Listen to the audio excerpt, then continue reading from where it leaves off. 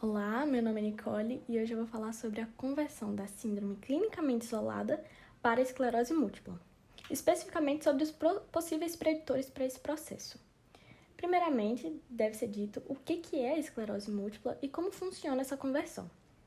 A esclerose múltipla é uma doença crônica e autoimune que afeta o sistema nervoso central, incluindo o cérebro e a medula espinhal. Ela ocorre devido a um processo inflamatório no qual o sistema imunológico ataca erroneamente a mielina, que é uma substância que protege as fibras nervosas. Isso irá resultar em danos nessas fibras e, consequentemente, na interrupção da transmissão adequada dos sinais entre o cérebro e o resto do corpo. Uma etapa inicial da esclerose múltipla é conhecida como síndrome clinicamente isolada, possui como sigla SCI.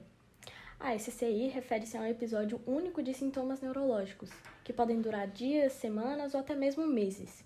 Esses sintomas irão variar amplamente, dependendo da área que o sistema nervoso central será afetado. Alguns dos exemplos é fraqueza muscular, problema de equilíbrio, visão turva, fadiga e dificuldades cognitivas.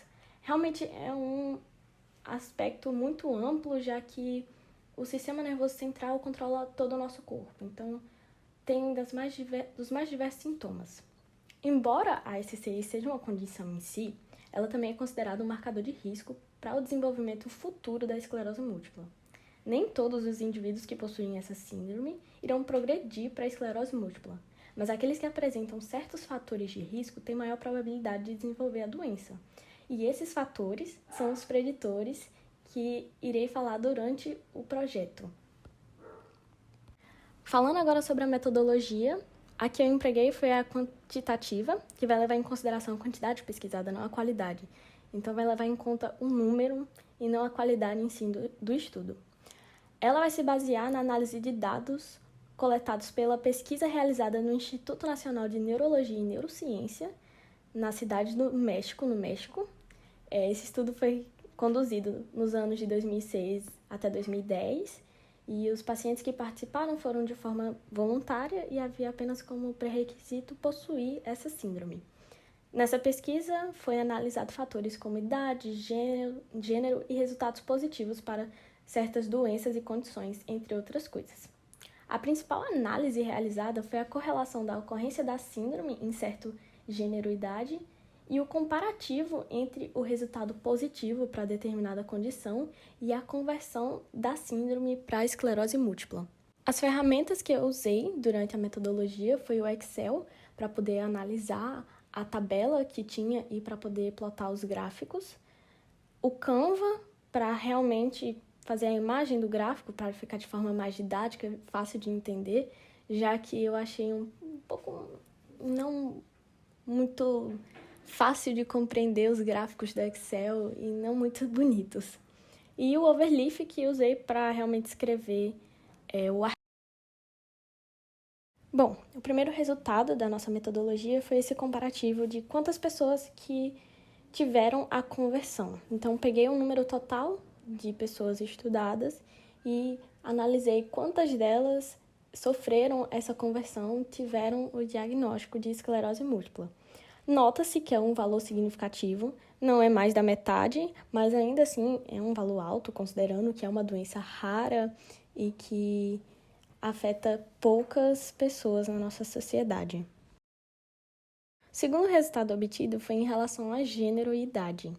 Então, foi analisado de forma geral em qual gênero ocorre a maior propensão de ter a síndrome e em qual idade também tem a maior probabilidade de ocorrer. Como é visto no gráfico, a maior parte das pessoas que têm a síndrome são mulheres e principalmente de uma idade jovem, o que não se imagina muito, né? Já que quando se fala em doenças, geralmente associa a idades mais velhas ou então bebês, nunca numa idade jovem, entre 24 a 40 anos. Bom, como terceiro parâmetro, temos a correlação da varicela, também conhecida como catapora popularmente, e a nossa doença estudada em seus devidos grupos, os que só tiveram a síndrome e os que têm realmente esclerose múltipla definitiva. Analisando o gráfico, nota-se que tem um maior valor de teste positivo realmente para quem só teve a síndrome, mas ainda assim é um valor a ser notado. Tem uma grande parcela de pessoas que têm a esclerose múltipla e que teve essa conversão e que possuíram o teste positivo para varicela. Então, apesar de no grupo que só teve a síndrome ter um valor mais alto, se você olhar isoladamente, as pessoas que têm esclerose múltipla também têm um valor significativo. Então, não deve ser descartado como um preditor. Bom, no quarto ponto, iremos analisar a MRI da coluna espinhal, ou seja, a imagem de ressonância magnética, que irá identificar pontos de inflamação nessa região, correlacionando com os grupos já ditos anteriormente. As pessoas que têm a síndrome e as pessoas que tiveram a conversão e têm a esclerose múltipla. Analisando o gráfico, nota-se que tem um valor mais reduzido dessa vez, o número de casos negativos é muito maior e o número de pessoas que tiveram resultado positivo é maior nos casos que já têm esclerose múltipla, ou seja, nesses resultados, quem teve mais resultados positivos foram as pessoas que já possuem definitivamente a esclerose múltipla. Ou seja, esse exame é um forte candidato a preditor da esclerose múltipla. Por último, iremos correlacionar o VEP, que é o potencial evocado visual, com os dois grupos já ditos anteriormente. O que é este VEP? É um exame realizado para ver se tem algum dano no nervo óptico, já que o paciente está tendo problemas de déficit visual. Então, ele só é realizado quando a pessoa já tem um sintoma de não estar conseguindo enxergar direito. Analisando o gráfico, nota-se novamente que tem mais resultados negativos do que positivos e, igual ao gráfico anterior, os casos positivos estão em maior quantidade nas pessoas que já têm esclerose múltipla do que nas que só possuem a síndrome.